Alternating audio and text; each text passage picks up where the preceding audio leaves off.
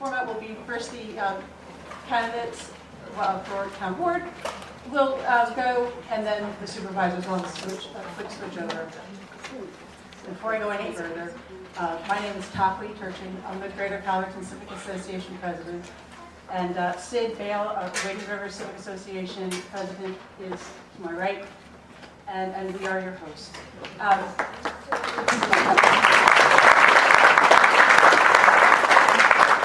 So our format, so that it's easy for you to follow along, we're going to have a 2-minute opening introduction for each candidate, and then each question is going to be 2 minutes to each candidate. And then when we switch over, I'll announce it later, but for our supervisors, it's going to be just a little bit different. It'll be 3 minutes of introductory, and then 2 minutes for each question and answer. I think we've got it covered. If you want to get on the website, on the wireless network for this school, there's a clipboard going around, and there's a QR code on it. And if you just aim your camera at it, it'll send you to the right place, and you just register. And it's good for any time you come into the school. It's very handy if you want to look things up while you're here. We're a very participatory civic, and you can do that while we're here. You may want to do the same, so feel free. Just by a show of hands, anyone not sign in? So we're going to send a clipboard around. That's pretty good. We're going to send a clipboard around. If you wouldn't mind just signing in, we'd love to know that you were here. I think I've taken up all my time. I'm going to hand this off to Sid, and he's going to ask the questions to our town board candidates, and I'll be asking the supervisor candidates. So here we go. Thank you. It's a great pleasure to be in Riley Avenue. Just talking to someone before the beginning of the meeting, and we were talking about candidates night here 20-some years ago, and so it's a nice tradition, and it's a very civil and informative tradition, and that's the thing that I like about it. Okay, we are going to start out with the Democratic candidate first, and we'll work our way down the line, and with each new question, we will, the first people, we will alternate the flow of things. If you understand that, please explain it to me. Everyone else said it. Okay, introduction, yes. Please, we'll start with Mr. Shea. I'll call them Mr. Shea. Thank you, sir. Hi. Well, first, thank you, Sid. Thanks, Tokley, for having this, and everyone else for taking the time to have this get. Is it off? No, that's me. Can you hear me in the back? All right. This has happened the first time, and my voice was not loud, and I felt really a little upset that no one really heard me in the back. So. My name's Kevin Shea, and thanks again, Sid and Toby, for having this, and everyone else for coming here to participate in this event.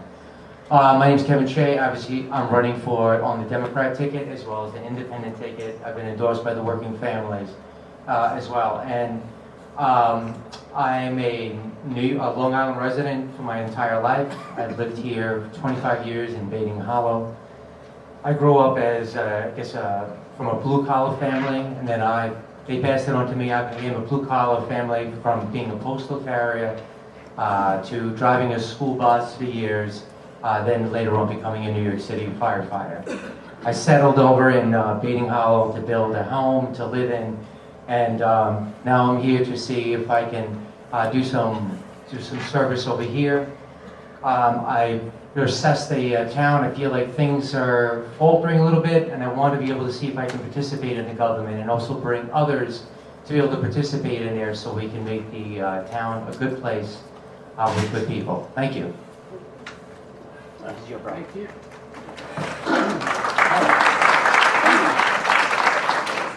Hi everyone, I'm Councilman Bob Kern. I know quite a few people in this room, other people I don't know. If you don't know me, one, I've served in this town on boards, starting with the Farm Bureau Board, and then going to the Agricultural Committee with the town. probably 24 years of service to this town. I'm just going to give you a couple of things.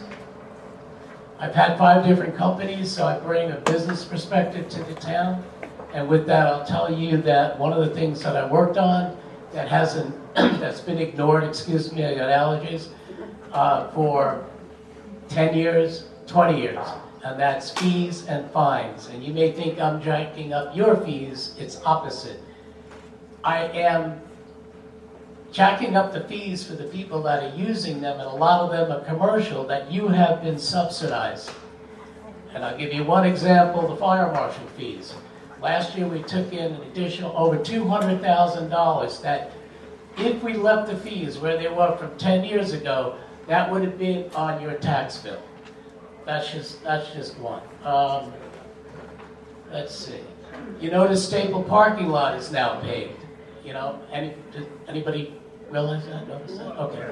Well, that was a wreck full of potholes, etc., etc. And none of us in Riverhead should be experiencing anything like that.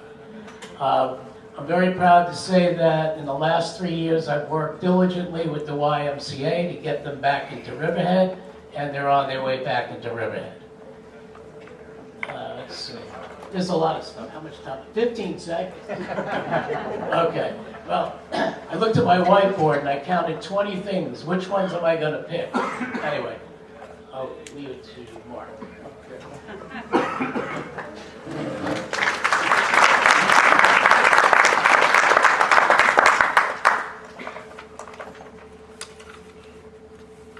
Well, good evening. I'm Mark Woolley. I am a Riverhead resident. I'm also the only one up here who is from Riverhead. I've been here since 1964, and I've also been a graduate of Riverhead High in 1974. How's that? 1974. All right, so that's fair.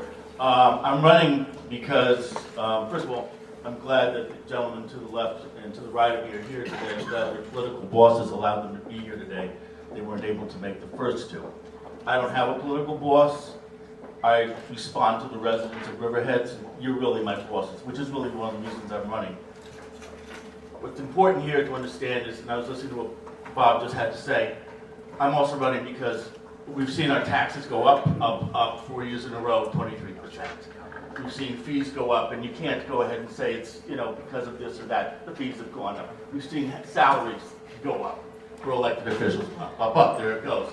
That's not the way that it's happening. And then what they do is they'll say, oh, well, cost of eggs went up, cost of milk, cost of beef, cost of gas, therefore we have to raise the taxes. That's not the way it is. You look for ways to go ahead and provide tax cuts and ways to go ahead and reduce the tax burden. They're working it so hard to increase the taxes here that that people are now struggling and they can't carry that weight anymore. That's just part of the issue. They have no bid contracts going on. They have issues where they're just allowing people to come in and develop and provide funding for them, giving them tax exemptions. We're not getting tax exemptions. They're getting the tax exemptions. Problem is, they blame people. The first thing they love the police, but they'll tell you, well, it's the cops. It's them and their contracts and it's their health insurance, and they're really the ones to blame. And then it's like, no, it's also the schools. Well, they're not telling you to is they're not working hard to go ahead and reduce the taxes or the tax burden. They're busy going ahead and funding their favorite pet projects. So we'll be talking more about this as this goes along. Thank you.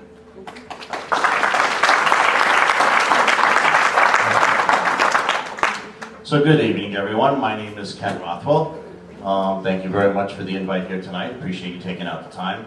My wife and I got married over 30 years ago, and right after marriage we were looking around to see where we're going to settle in, and we came into Wading River. We came out here for the beautiful, pristine farms, the vistas, the agricultural aspect of things. I was fortunate enough to find a job right here in Wading River, and this became a beautiful home to work and to live and to raise a family. And we have become a family of volunteers. I have been in the fire service for the past 23 years, and more recently in EMT. My wife gives just as equal working with veterans with PTSD at the Warrior Ranch. My kids are a paramedic and EMT. It's about giving back to the community that we love. And I love Riverhead, and I love where we're headed from here. and I want to secure a future for my family, that they can remain here and live here for, raise their kids and someday generations. It's been a true honor to serve over the past 4.5 years as a town board member. I think we've accomplished a lot of great projects. It's been near and dear to my heart is the things in which we've done for our veterans. We started our Hometown Hero project. We've worked with planting more cherry blossom trees. We've upgraded Veterans Memorial Park, finally getting restrooms that really serve everybody, bikers, walkers, pickleball players. We've really had an opportunity to enhance our parks. We've recently, just tonight, approved to pave Bayberry Park in Wading River, and so that's a project that's going to be done in the next few weeks. And so there's a lot of great things that are on the horizon. Most importantly, the future, of course, of EPCAL and how it goes, and I take a business sense to that. I have said that the town needs to be run like a business, and I firmly believe that, because it's your money that you're putting into your taxes, and we need to take them in very carefully, take every dollar, account for them, so that we can carefully construct our budget and move forward with the projects. I'm out of time, but thank you very much.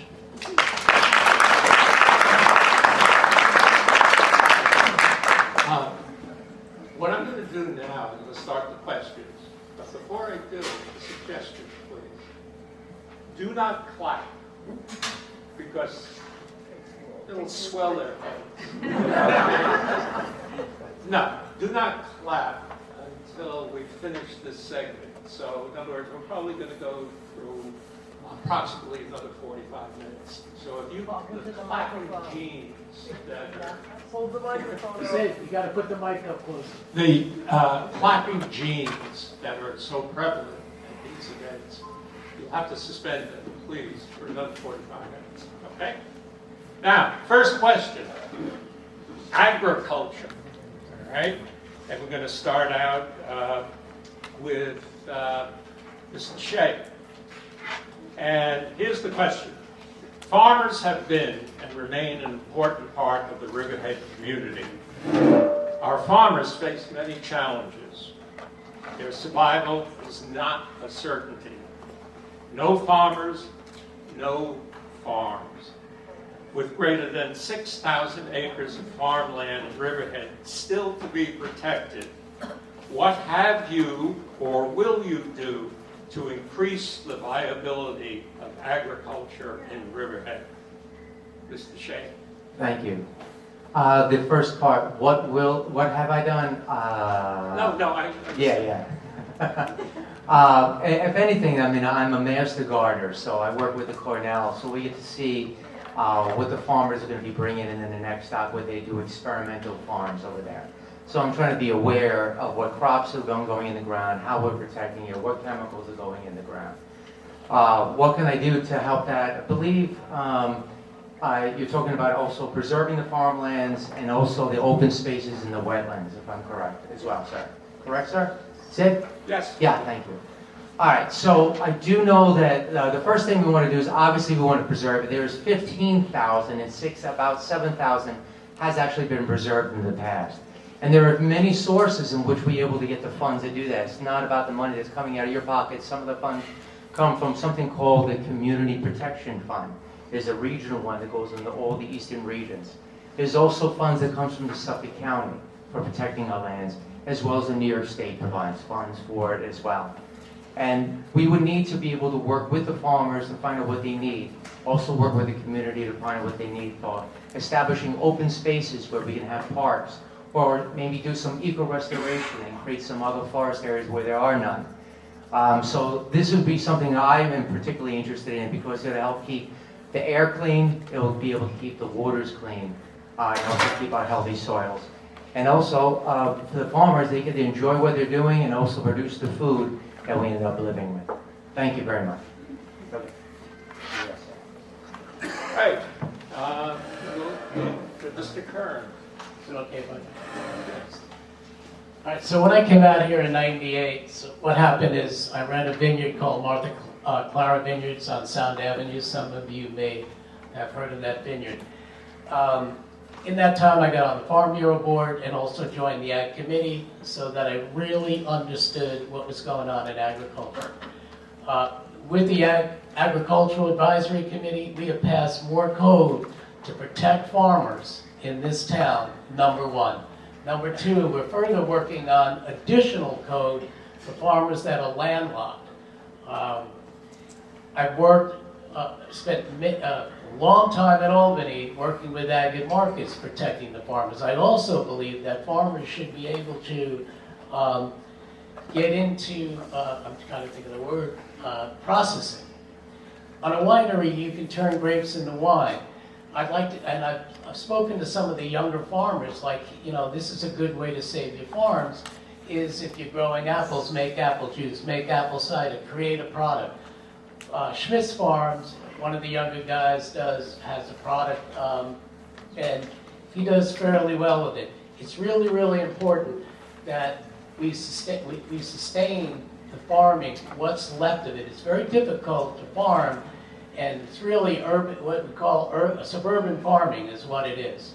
So all I'm going to say is I've been a huge advocate for farming. I've been involved in the business. I know what the business is. So pass it on to Mark. Mr. Woolley? Yeah, I can say this without hesitation. Over the 30 years that I've got in public service, whether it was with the state or was with 6 members of Congress, each year we were involved with the Farm Bureau. And we were meeting with the Farm Bureau constantly as far as helping out the farm workers and for the visas, so we made sure we had enough farm workers out here on Long Island. Very important to what we're doing out here. And here I am running now, and I've already been meeting with farmers, again, meeting with the Farm Bureau, and what they're telling me at this point is the Transfer of Development Rights program is basically broken and needs to be fixed. And the problem that they have is they're saying is no one's really listening to them. They are the ones that we need to listen to and let them tell us what needs to be done, because they're the ones who are actually farming the land. The more that we actually listen to them and let them tell us, then we can follow up and implement what they need to have done, so that they can just do what they want to do, which is just farm. What they don't want, though, is the pressure from development that they're feeling, which we saw, I believe, was at the beginning of 24, when they were trying to ram the agritourism resort issue through us on Sound Avenue, when the developers were basically running amok in town hall, showing the community development people exactly how to plan that out. That's not what you do. That's not how developers are supposed to be working. We're supposed to be telling them, but more importantly, we're actually supposed to be working the farmers. So, and the Farm Bureau. And it's important that we do this, because if we don't, we are losing our heritage. This is simpatico. Our economy is our environment. Our farming is part of our environment. It is our heritage. I know this because as a kid growing up in Appleborg, I would spend a summer or two, working with the farms. I wasn't at some camp. It was actually moving pipe and getting up at 4 in the morning and then going back and doing the work. So that's what I bring. Thank you. Mr. Rothwell. Well, thank you. So you asked about what we've done, so I did make some notes. So 2021, we worked with the county. We preserved 49 acres owned by the Schmidt family on Sound Avenue and 93 acres of open space on Sound Avenue next to the Northwark Preserve site. 2023, as was on the board, we worked with the county and we preserved 67 acres of the Garden of Eve. In 2024, we worked with County Executive Ed Romaine, and he signed legislation for $15 million funding farmland preservation. The county has preserved, since then, working with them, 33 acres in Jamesport off of Sound Avenue, and in 2025, nearly 85 acres, the Anderson's farm off of Roanoke Avenue, that's over by Joyce Drive.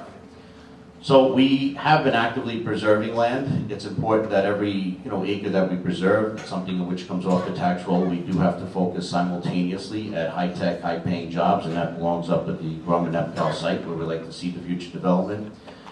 But the most important thing is the TDR program, and that's what myself and Councilman Kern have been working very good together in creating great TDRs, and we have to expand the receiving areas for the TDRs. To date, we've preserved over 400 acres through the use of TDRs, and we will continue to grow that program. And so that's what farmers need, is the more availability with the TDRs, but we do need to bring in smart development, because who's going to purchase those TDRs is something in which we have to ask in the future. So If there's no one to buy them, then that becomes problematic, and that's where we need to do smart development in specific areas like EPCAL, so that developers can come in that need that extra space, the extra footing site, they will go to the local farmers. One of the other things that just recently came out, as we've been communicating with the Farm Bureau, is a potential of having cottages on farms to give an opportunity for farmers to have additional revenue and to have people come and stay and understand the farming experience. Thank you. All right, now we'll hear from the Republicans first on the next topic. Okay, we'll start with Mr. Kern, and then I'll move. See, this keeps them away. Sid, I'm an American first. I was born American. Yeah. Okay. The question is on the area of taxes. Some have argued that increasing the tax base should be the top priority for the Riverhead Town government. Question, do you agree with this position? If not, why? I totally agree with this position, and I'll give you some data, okay? So this is from the tax receiver's office. In agriculture, we take $4.7 million in. Residential, $127 million. Vacant land, $3.3 million. Commercial, $43.8 million. Recreation and entertainment, $2.8 million. Community service, $1.6 million. Here's the kicker. Industrial, $2.5 million. We have, without EPCAL, about 400 industrial acres. And one of the reasons why, and I don't want to be but started the Emerging Technology Committee working with Brookhaven National Lab and Stony Brook and others, is to attract industrial. We need industrial taxes. And I'm going to say this. Who works on the TDR committee is not the town board. It is the farmers. And I just don't like when people say things that are not correct. That's who Ken and I work with, is with the farmers on the TDR committee. They're a big part of this because it's the commercial entities that are buying the TDRs. Not buying them from the town, they're buying them from the farmers. I have any time left?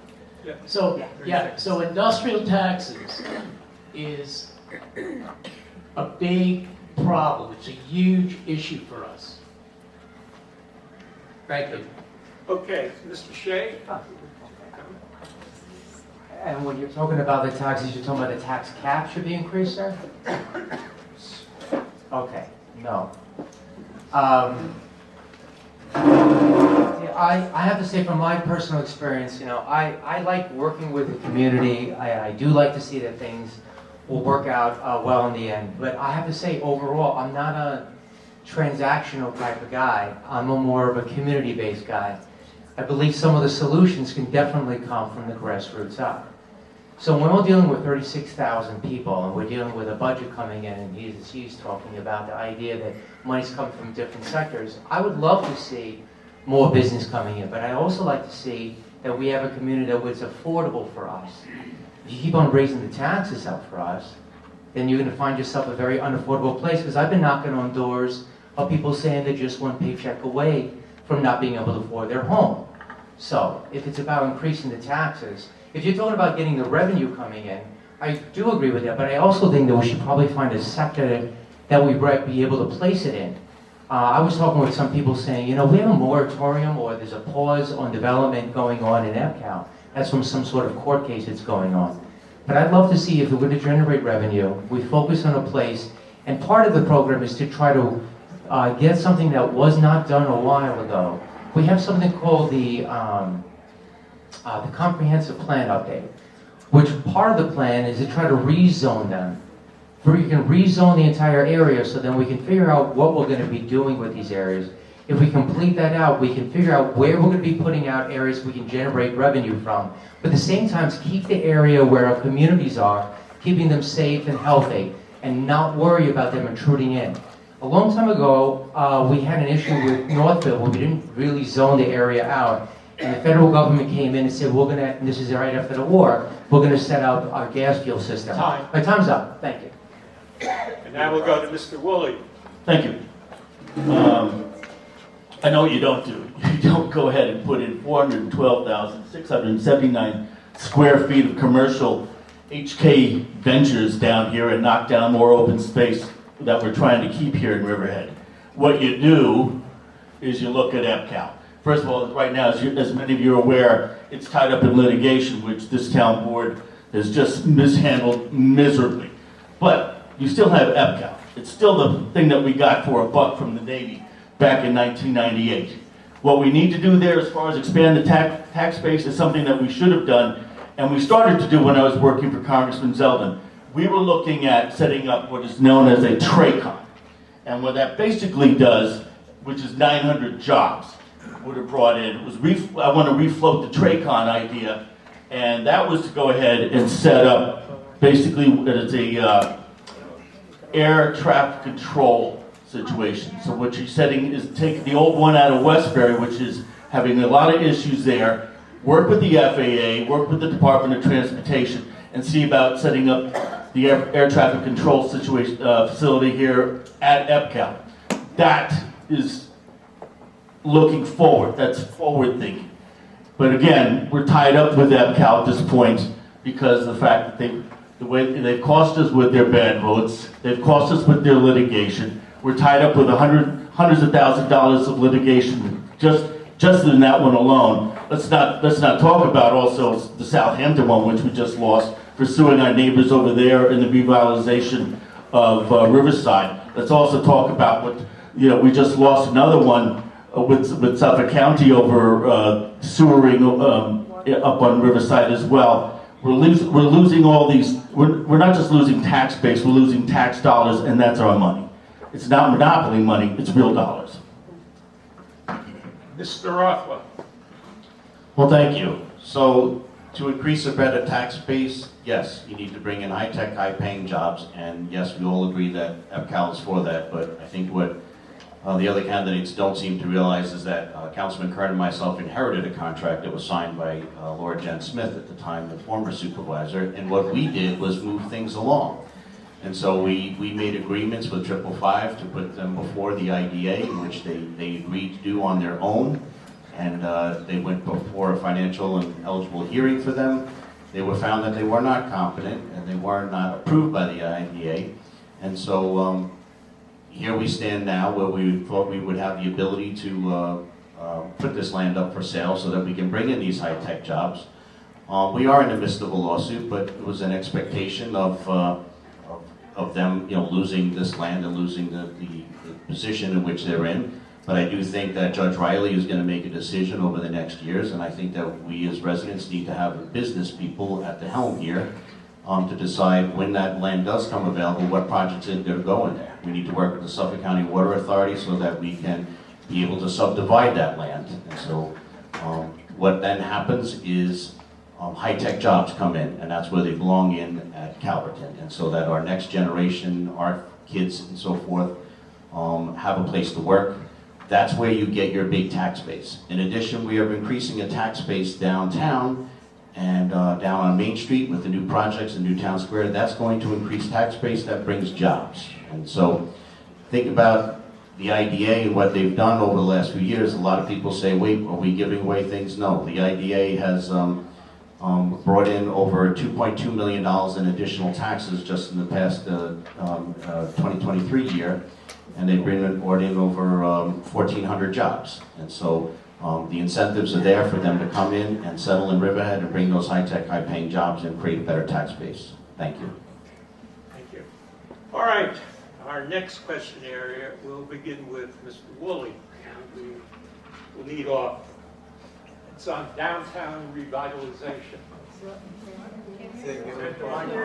Downtown revitalization. Let the old man hold the mic closer. Okay. Over the past 40 years, there has been much discussion about how to reverse the decline of the once vibrant downtown Riverhead area. Here's the question. Please explain your views about the recent efforts to revitalize downtown Riverhead. Goodbye, Crafted. There goes that building. Up goes another 5-story building of condos and apartments that nobody's going to be able to afford. They're putting in more apartments, $3,000, $3,500. Remember, it's not for the residents, it's for the tourists. So that leaves us out. I'm not sure where these tourists are coming from, but they're coming. They're going to go ahead and they handle everything that's going on in downtown Riverhead. Unfortunately, we're not going to be able to see the river in Riverhead anymore because that's going to be blocked out and probably parts of the sun. But what they forgot to do is they're building all this stuff down there, which we just saw. How about some flooding that just occurred? The river rose one more time. And I know that because when I was again working for Congressman Selden at that time, just before COVID hit, I was the one who brought in the Army Corps and said, let's take a hard look at the Conic River because if we're going to be doing anything down there, we've got to control the flooding. Army Corps comes in, does a bunch of virtuals, runs a number of options that these guys can do. They don't follow up. But they come in with their plan. We're going to go ahead and hand everything over to the guy with the golden hand. But about now, I'm really hoping he's wearing a glove because I don't know where that hand's been. We're going to hand over everything to this guy, and he's going to make it so much better for us. And meanwhile, we're going to go ahead, on top of that, we're going to use our tax dollars on our land to maintain this at $150,000. And at this point, because the way this thing has been worked out over about 5 years before they got this raised grant, we're going to be left, I think, with a gazebo and a playground. So thanks a lot for spending our hard-earned money on that. Again, it is maybe grant money, but again, that's still tax dollars, not monopoly money. You know what? Handle the flooding down there. Look at the Conic River before you do anything more. If this past nor'easter didn't tell you something, open your eyes. Thank you. You want me to go, Sid? Yes. Thank you. So, Yeah, go on. You sure? Work out. Sorry. so just to clarify, it's really interesting. I'm not upset with anybody. I go door to door. I don't bash anybody. I don't bash anybody online. I don't need to. I never did. When I first ran, I never did. We're all Americans. I'm happy to serve you. It's not, you think it's an easy job to serve you, but I don't mind that it's a difficult job, number one. Number two, in terms of downtown, I would suggest that rather than criticize, that you look at the plan, that it's predicated on flood mitigation. And I'm really glad that, Mark did, engage with the Army Corps of Engineers when he was with the congressman. But there was a very, that was the first thing that was taken into consideration, is flood mitigation. Now, are they building a hotel? Yes, and I can tell you, a lot of people I talk to don't want a hotel. Why would they? The only time you want a hotel is when you travel somewhere. We are a tourism destination. And if you talk to the hotels, they're packed. So nobody builds a hotel because there's not a need for a hotel. And in terms of Joe Petrocelli, I'll say this. Here's somebody who's dedicated so much money to this town. And if you go into his buildings and see how they're constructed, should he be the master developer? Absolutely. Should we be taking a risk on somebody that we don't know, that doesn't have a track record? The answer is no. That would be reckless on our behalf. We're very fortunate that Joe is willing to do this. So, thank you. Okay. Mr. Shea. Yeah, the Riverhead plan of trying to make sure we can revitalize it. I like it so far, except for a few things that I really don't like. First of all, as a retired firefighter, the idea that we're going to be focusing on mitigating a possible disaster by dealing with trying to raise those buildings up 13 feet sounds quite reasonable. I think it's a great idea. I heard also that they're going to be getting the way the drainage is going to work out to make sure it all drains out properly. That's fantastic. My thing was, at the time, is that I remember that we were talking about the vision that the people had about how the city was going to appear. And I don't recall the idea of having more apartments was part of it. I do know that it combines with the idea that it is an opportunity zone, and we'd like to also see people living in their apartments. These are called market rate apartments. They're not affordable for people. I understand that. But I didn't really see that vision of the idea of giving that heritage look to it that people want to come for.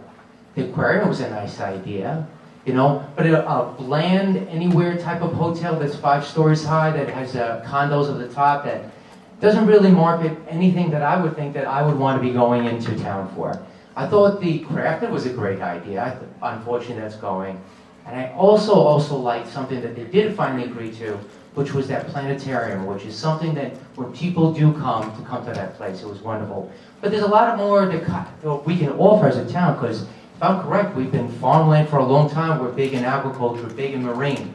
What we need to make sure is that when we're going to do this revitalization, that we don't forget that rural character we have.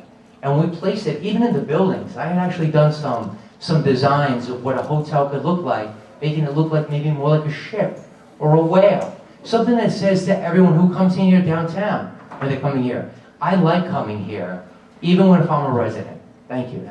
Thank you. And we'll let Mr. Rothwell finish off that question. Why, thank you. So downtown revitalization. So when I came into office 4.5 years ago, one of the first projects that we would put on, we had the introduction with the Army Corps of Engineers. And it wasn't just simply about building a wall to keep the water out. It was about putting together a vision that was aesthetically correct.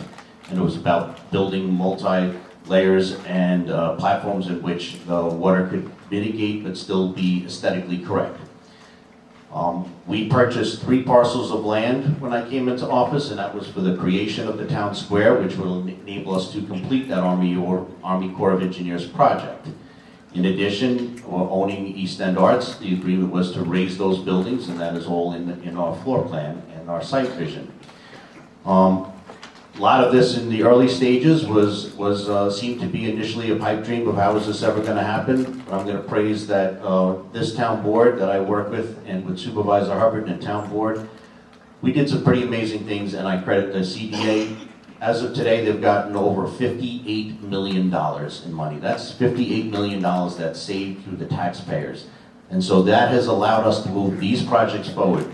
And so the development in the new town square is a flood mitigation project. It is a revitalization, and the biggest thing is that it becomes an activation point, and that's what's needed downtown. So when we go to our restaurants and you visit from one store to the other, they need people. They need people sitting at the restaurant, sitting in there, so you need to create that activation space, and that's what the town square is designed for. That's where the families come and gather on the playground. They go into the Suffolk Theater, and grants include all those outside projects. It's not just about town square, it's about revitalizing downtown street areas, the crosswalks, the Suffolk Theater, the Vale Levitt. All of these projects together create an activation space, and that's what's needed for the survival and the future success of downtown, and that is what we are doing. And we're breaking ground, I believe, in another week or so. That's where we're going. We're in the right direction. Now, our next question, we'll let Mr. Rothwell, since he's on a roll here, all right, take this question, lead off. This category is cannabis kerfuffle. Canada. Yeah, cannabis kerfuffle. Okay. The town of Riverhead is one of 4 towns in Suffolk to allow cannabis retail businesses. The town code that Riverhead developed has already permitted 2 businesses to open. However, there are some others who are also seeking to open businesses who claim that the Riverhead Town Code is unfair and at odds with state regulations. What are your views on this matter? Mr. Rothwell. So let's be clear right from the get-go. When cannabis was approved by New York State and was legalized, I voted to opt out and to not allow it in the town of Riverhead. I wasn't interested in having it in our hometown. I lost that through a 3-2 vote. And so cannabis was coming to Riverhead. And so what we did is I created, with the town board and the supervisor, we created cannabis forums. We brought in the police department, we brought in the schools, we brought in the civic associations, we brought in CAP, and then we had residents. And then we also even allowed retailers and growers to come in and participate in these cannabis forums. And we wrote legislation, and there are things that I will never relent on. One of the things, for example, was 1,000 feet from the school zone. And that was created back in the 80s, and that is written in federal law and it's written in state law. And now the OCM is created by the governor, and they go, well, you know what, let's go 500, maybe less. And they have granted licenses for other cannabis retail stores that are less than 500 feet from school zones. And we're gonna fight to keep it out of the school zones, because when the town agreed to allow cannabis in there, they agreed to be permissible for time, place, and manner. That was to be our decision and to write our codes for time, place, and manner. And what has happened now is that the OCM, Office of Cannabis Management, has basically started giving out these licenses as if they are a regulatory or a legislating body, in which they're not. They're a basically advisory body. And so now we find ourselves in the court system going, look, if you're going to take away time, place, and matter for us, then we either going to have a moratorium or we don't have the right to opt out. Because once you've taken the control away from us, I'm going to stand by. It's not going in our schools. It's not going near our parks. It's not going in the public gathering spaces. Not in our Main Street areas. And we wrote great legislation. At one point, we revised the legislation. And we created 5 corridors. That's the current legislation, and I stand by it, and I expect to win that argument in court. Time. All right, Mr. Woolley, please. Sounds like another lawsuit is coming down the pike, probably with outside legal counsel, because the counsel they have in-house is just incapable of handling all these lawsuits that they're either filing or getting hit with. Apparently they didn't read the fine print of the New York State law, so here we go. It's like, well, if I'd known that, we wouldn't have opted in. Well, you guys, you never should have opted into this thing. Pot shops, you got one in Calverton, you got one right there in Riverhead up off of Cromer, you got another one ready to go up in Aquabog. There's about 2 more. I'm losing count. You can't even drive down 58 half the time without being, you're thinking that you're in a Cheech and Chong movie. It's incredible how these guys say, oh, if we'd only known. You were told. You were told about it, you just didn't follow up, and what they did was, you know what, look what Babylon did. Babylon made $8 million. This is the low-hanging fruit. We're going to go ahead and we're going to get a lot of money from this. That's not happening. We're not getting that result. And then they go ahead, this is the other thing. They talk about CAP, which is the program up at the elementary school, Pulaski. They all put on their t-shirts, they walk around in the parade, and this is supposed to be like anti-drug abuse, and here they are, it's like, yeah, I'll take a pot shop, and then just rubber stamp it right on through the planning board and whatnot, and then try to push it through there. Where do I sign? I'll put another pot shop up. Can't wait to get this thing going. You know what? They're going to be filing another lawsuit on this. They're probably going to file a lawsuit with the Suffolk County Water Authority because of their plan to put a pipeline through there. They haven't even dug on that one yet. Already, I think we're going to do a lawsuit. Everything is lawsuits. Get it together. These guys are spending money that we don't have. That's something that I'm not going to do. It's time to just stop this. And it's time to actually stop believing that you can make money off of a real fast deal. Those things aren't win-win. Thank you. Mr. Kern. Well, I don't know what to say. If we do not sue the state, number one, okay, if we do not take it into court, number one, what will happen is there will be a proliferation of cannabis shops. Do I think that 100 could make it in Riverhead? No, I don't think 100 pizza places could make it. I'm not afraid of a lot of, this proliferating into something where there's a ton of them. I've gone around, I've looked at the Shinnecock Nation. They have several of them. I've gone by on a couple of different occasions just to see, are they packed, are there long lines? I can tell you the answer is no. My only thing, and go into gas stations. Kids are buying stuff in gas stations. They have something called gas station heroin. They have another thing, and what happens is what they do, you're laughing, Laura, look it up. Don't take my word for it. Look it up. I'm not making it up. I don't need to make stuff up. It was something called Delta 88 that I think what they do is they change the chemical compound, and after it gets deemed illegal, they change the chemical compound, package it another way, and that's the way it goes out. If we allow, New York is a home rule state, if we allow the state to make rules in our town. We're no longer a home rule state. They have tried to do it. 30 seconds? They wanted us to put 400 homes around the train station, but they weren't going to pay for the infrastructure. I'm glad we have home rule law in New York State. 12 seconds? I yield my time to Mr. Shea. Okay. Mr. Shea? Yeah. All right, so yes, we're going to be having dispensaries in Riverhead. We have them, and I have to say that from my perspective, I'd rather listen to you, because from my background, I mean, I have two brothers that use it on a recreational basis, not medicinal purposes. I also heard that the rules are coming from the state that they allow 500 feet away from schools. That's the layout. But I'd rather just listen from my town to say, is this what you want? I tell you, there's one positive that comes out of this that I just read today. It's something called an excise tax. For all the purchases that are going on, obviously there's a cop in every one of these dispensaries. They check your ID to make sure you're 21. And there's an excise tax on every sale that comes through. The excise tax is 4%, where 1% ends up going to the Suffolk County, and 3% actually comes into our town.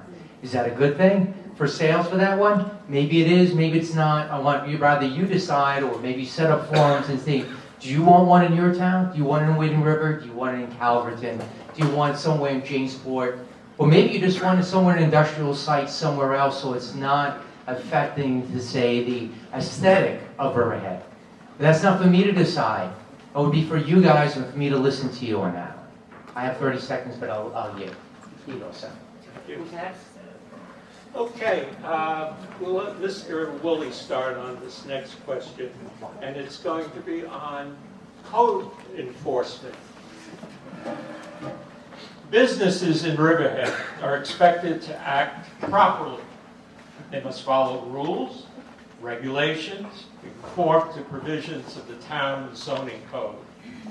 When a business blatantly violates town rules, regulations, or provisions of the town zoning code, the town must swiftly and decisively act to stop these infractions. Here's the question. In your opinion, how effective has the town of Riverhead been in reining in businesses that have acted improperly? We need more code enforcement officers, okay? And in order to do that, we need to actually set aside funding to bring those code enforcement officers in. We lost a couple of years ago in a fire, 5 individuals, and that never should have happened. And these are human beings, whether they were here legally or illegally. This is just something that never should have happened. But in order to find out the money for something like that, what we need to do is have a forensic audit of the budget, because nobody trusts where the money's coming in and money's going out. We see money going all over the place, and then there's not enough money for code enforcement officers. Now there's money for pocket parks as we're in an election season, so all of a sudden that's happening. But there's still no money for the code enforcement officers that we need here. So we need more there. We also, we need to do less as far as losing our tax dollars through the IDA. The IDA is going ahead and they're squandering money by handing it over to guys up. You see the big white, I'm not even sure what it is, up by the library. And then they hand over money to guys involved in a Ponzi scheme up in Huntington. These are the people that they're dealing with here. We're losing our money. We're going ahead and bonding $6.5 million for the justice courts. Again, that's more money, but we don't have money for code enforcement officers. And again, we already have Uncle Joey sitting in on the meetings over there, and getting ready to get a no-bid contract. We need to stop doing the no-bid contracts. We need to have an accounting of what's going on here. Then we can actually afford code enforcement officers. We could probably afford many other things, but we really don't know. We really don't trust in the budget and what's going on here. What they're doing is just spending more than we have. That's not something we should be doing. This is our money. So you don't spend what we don't have. Thank you. Oh, it's mine? Mr. Rothwell. Give it to Mr. Rothwell, then we'll pass it down to the far end. Well, thank you. First of all, we do have funding for code enforcement officers, and since we've been in office, we have increased our code enforcement personnel. And so we generated revenue by, instead of doing biannually inspections on rental homes, we go in every single year now. So every single rental home within the town pays a fee, and that money is utilized to hire additional code enforcement personnel. And when something is blatantly done in front of us, we take immediate action. So there is no time frame. It's immediate action. That's what we are doing. We've increased our code enforcement personnel. We're getting into these rental houses. And then I've written legislation over the past few years. Immediately after that fire, we addressed a number of fire code issues, and we made sure that when anytime there was a resident that had on third floor, that we had secondary points of egress, we had water sprinkler systems in place. We updated all fire codes. In addition to accommodate that, we also changed codes to allow and monitor excessive driveways, excessive frontage. So when we could look at the different overcrowded dwelling units, we limited the size of the driveways out front, and so what could be finished, that was basically a telltale sign. And what that really did is we allowed those small tickets for those over excessive frontages and the parking on front lawns. What it really did is it got the landowners into court, and now we have them in court, and now we know who they are, and now we're able to address addition code enforcement officers. In addition, I made the availability of code enforcement officers that work 24/7 now. So when we have a fire, or we have a police action in the home, we have our code enforcers will come out at 3 o'clock in the morning. They'll respond to a resident, and they'll be there to take immediate action. We don't need to get a search warrant and wait when the fire marshal's on scene or the fire chief is on scene. Then our code enforcement officers can act 24/7 and go immediately to the scene and take action, and that is what we are doing. Yes, Mr. Shea and then Mr. Kern. No, Mr. No, go ahead.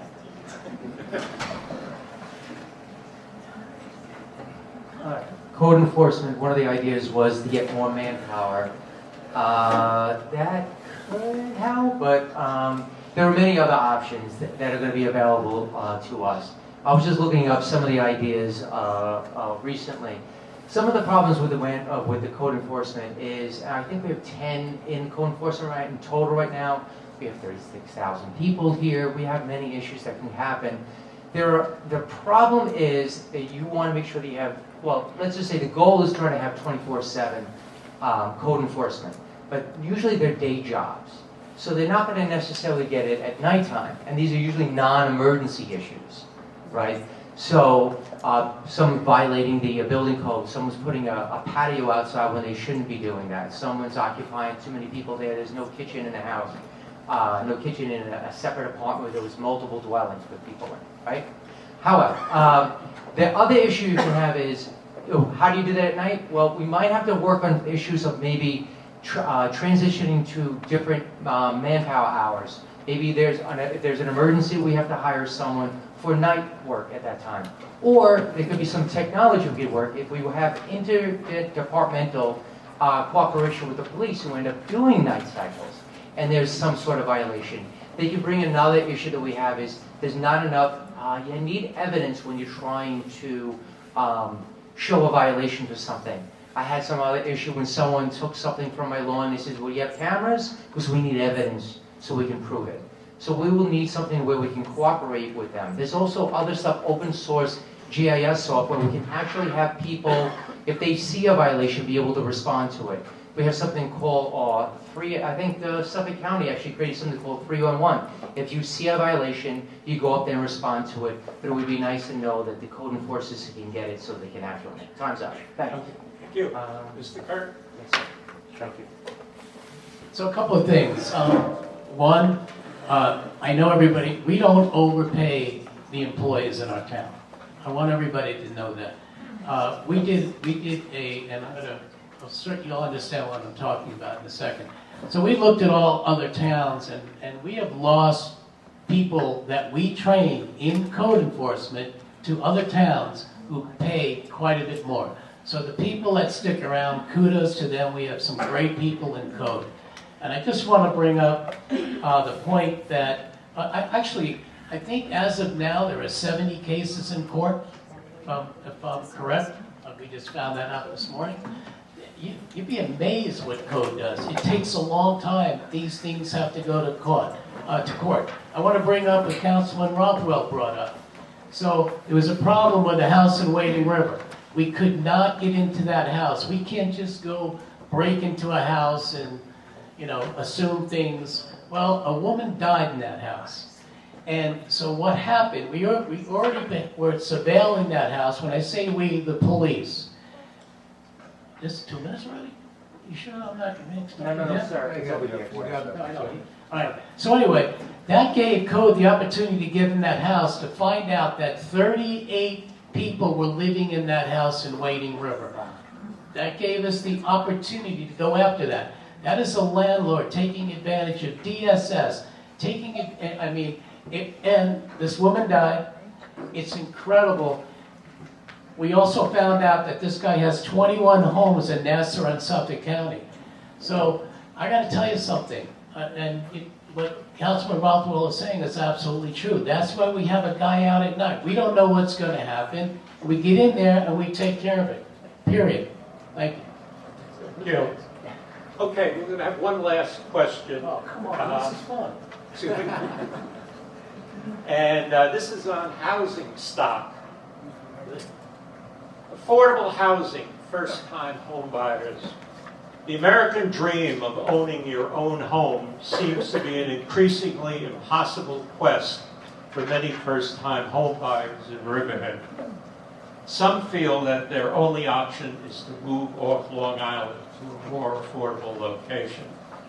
Question: is it in the best interest of the town of Riverhead to provide affordable, equity growth opportunities for first-time home buyers? Okay. Mark, we'll get Okay. The answer is yes. It is something that we should be doing. There are ways we can be looking at doing it. They've been, I believe, there's options as far as 3D, creating that because it's mostly concrete and maybe that's less costly or less insurance is needed. Just looking at something like that. I live at Glenwood, and it's 55 plus, and maybe we actually start to look at our code and start to maybe create more housing opportunities for manufactured or modulars for those who are from 30 to 55 or whatever. So these are things, maybe start to look at that. I talked earlier about doing the Tracon and putting that, pursuing that with the federal government and trying to see if we can resurrect that and maybe not only create, maybe move that out of Westbury but into Epcot, maybe create some housing there at that site. We still have issues there in Epcot as far as the groundwater and whatnot, but maybe we could actually create some housing there.